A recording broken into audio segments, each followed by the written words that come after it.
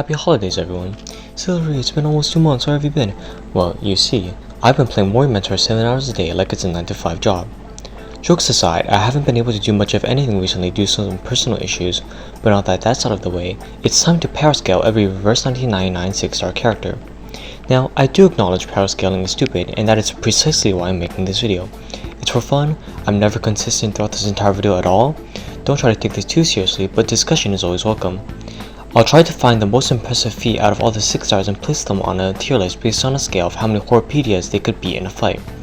The placings will be D rank from 0 to 1 Horpedias, C rank from 2 to 10 Horpedias, B rank from 10 to 50 Horpedias, A rank from 50 to 100 Horpedias, and S rank 100 plus Horpedias. I chose Horpedia for this because he seems like the most average guy you can find, and he's pretty young, around the same age as Vertin. He's so average that the most memorable thing I remember about him is the art of him unbuttoning his shirt, which I will not be showing on the screen. I was originally going to choose J because, average Joe, but then a friend pointed out to me that most characters would just be less than or equal to 1 Joe, and he is a pretty athletic guy from what we see. A friend also suggested that I use a cancer patient for scaling, which I disregarded. This video is going to be in 2 parts, because I need to meet my video quota for each patch, and I've been struggling to produce anything meaningful lately. I'm going to be going in alphabetical order, so without further ado, let's begin. 1. 37. Unfortunately, the class rep of autism is only able to be placed in D tier. She has no feats that would help her in terms of combat, unless you count her making everyone fall asleep due to math lectures in her EP, Thus Spoke 37, a real technique of hers, in which case she'll probably shoot up to C tier or maybe even B tier. There is no actual way to identify how strong her attacks are from her animations. From all we know, she could just be putting on a light show for the enemies. 2. 6. The one key feature that sets 6 apart from all the other iron deficiency patients in the world is his ultimate. The light cast down by him is in a pretty large area, and strikes the ground hard enough to leave large cracks in the ground as well as send rocks flying up, which is basically the equivalent of using many small explosives on the ground over and over. Thus, he goes in B tier. 3. A Knight. You might be thinking, what can a floating suit of armor really do? Well, take a look at his bloodstained sword. Reading its story description on the items page, a knight says, after the battle, the giant's blood didn't drain, nor did the resplendent quetzal come back. The resplendent quetzal is a type of bird found in Central America and Central Mexico, sacred in Mesoamerican mythology, and tied to the god Quetzalcoatl. This statement from a knight implies he has slain a god, which, in my opinion, means he should be able to handle over 100 Horpedias with no problem. S tier. 4. Aleph. Now here's where my first problem with writing this script came in. With the Die of Babylon, Aleph is able to alter and change Kaala prison as he desires. However, without it, he seems to be no different from an ordinary human, save for having a perfect memory and exceptional alchemical knowledge. However, since Aleph has lost control of the die, I have decided that it will not be counted towards his power scaling, so he will go in D rank because I can't say for sure how much his alchemical knowledge will help him in a fight. 5. Li, B tier. Unfortunately, given that her entire gimmick revolves around being a ghostbuster, she is going to have some serious trouble faring against living enemies. However, she converts captured ghosts into electrical energy, so you can make the case that she could source some, then taser the fuck out of several Horpedias, bumping her a few tiers up from D, which is exactly what is shown in her ult animation as she rains down lightning on her enemies. It also appears her gun can deploy a Bagua array instantaneously. 6. Anjo. Realistically, she would be C tier for base form and B tier for succubus form from what we've seen in the story. However, it would be funny if we considered her ult as her having a domain expansion with a sure hit effect on multiple targets at the same time or at a huge scale because of the size shown in her ult animation like Malevolent Shrine, so I'm putting her in S tier. If she can trap people within the set confines of Dream World, that's basically a domain expansion, right? 7. Arius, C tier. Unfortunately, her arcane skill, revealing hidden clues to her, doesn't seem to apply to combat situations, but she's a mercenary so she has to be stronger than the average dude in a fight. Plus, she has a gun. Over-attacks her gun. Even if her ult makes the bullet appear a lot larger and go straight through an enemy, it is similar to a cannonball which likely isn't taking out more than 10 Horpedias in one shot. 8. Barcarola. She is a musician. D tier. If you're unfamiliar with orchestral instruments, you might think that since Barcarola is able to carry her crackling box for several hours on end during performances, she should be stronger than the average person. However, the instrument primarily rests on the ground, with a slight tilt that is supported by the player. She does lift above her head in one of the story stages, but lifting something kinda heavy for a few moments isn't too much of a feat. 9. Centurion. D tier. She literally doesn't appear anywhere other than that one limbo stage early on. There is nothing to scale here besides her animations, the strongest of which seems to be just an normal attack. 10. Charon. D tier. All of his movements throughout the Long Way story chapters are depicted as slow, and he still seems to feel pain as normal from the scene of him being shoved into a wall. The only thing that could bump him up is showing his face to people knocking them unconscious, but we also have to remember that he never wants to fight anyone. 11. Corvus. C tier.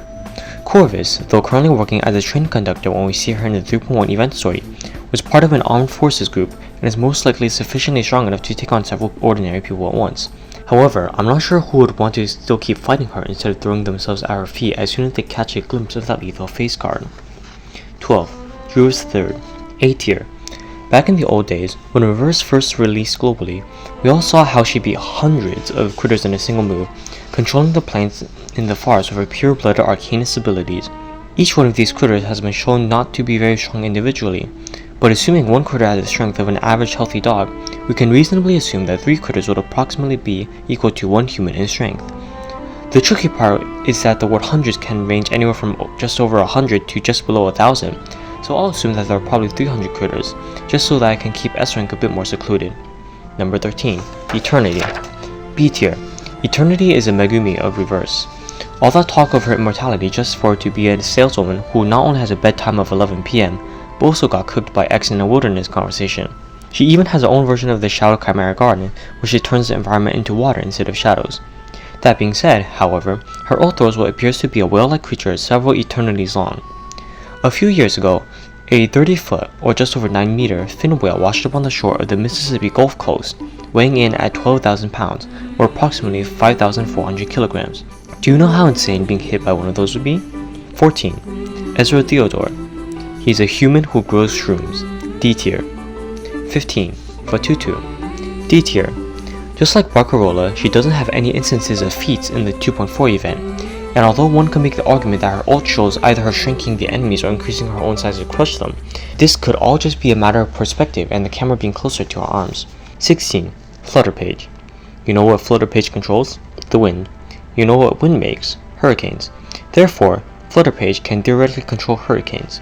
Tooth Fairy also notes that Flutterpage is very good at using her arcane skill for being so young. Flutterpage upscaled. S tier. 17. Getian. C tier.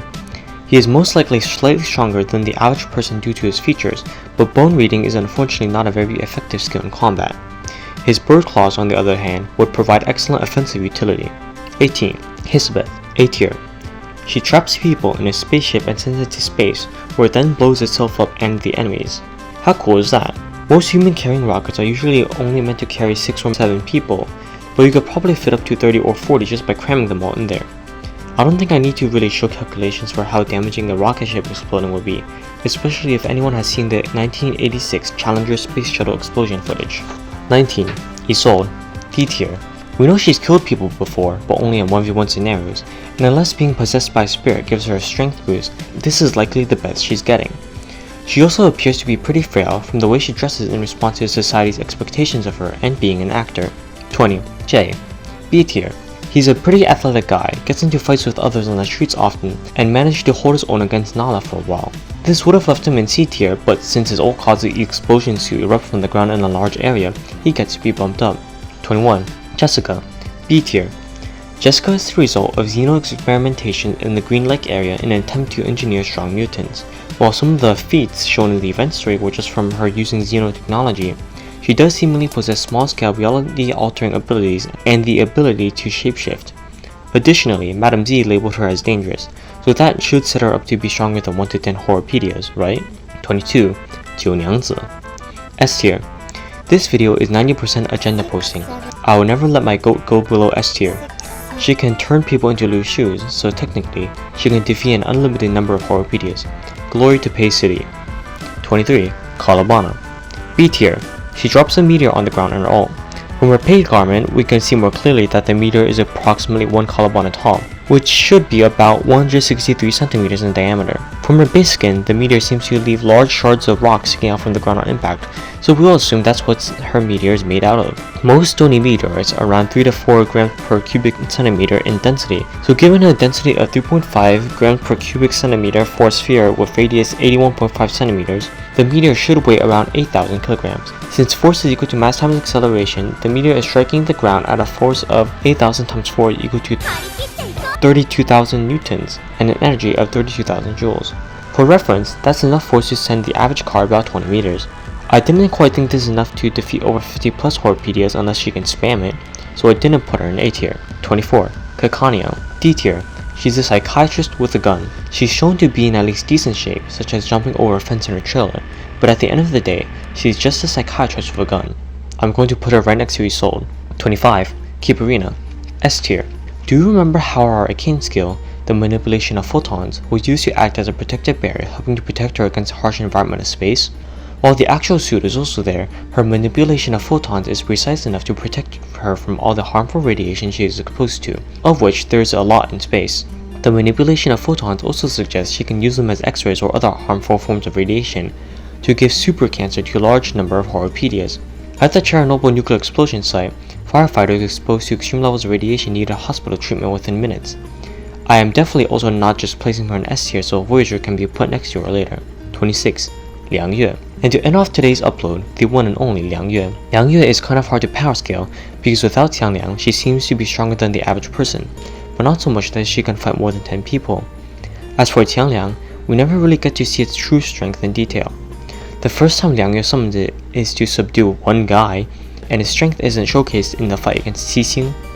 All we really know that it has lightning power and is strong enough that with the quote-unquote a flick of its tail, it is strong enough to send several roof tiles falling down from a temple, which is why I'm leaving Liang Yue over on B tier. Hopefully the people watching this video aren't too upset at the delay between this part of the video and the next, as well as the long break I took, though I doubt there are many people who even remember that I make videos at all in the first place. Once again, I'm open to discussion, but please don't take this video too seriously, as this is nowhere near the level of research I've done for the autism video. Much love, hopefully this video gets more than 2k views. My 2026 resolution is to hit 1k subscribers by the end of the year, and peace.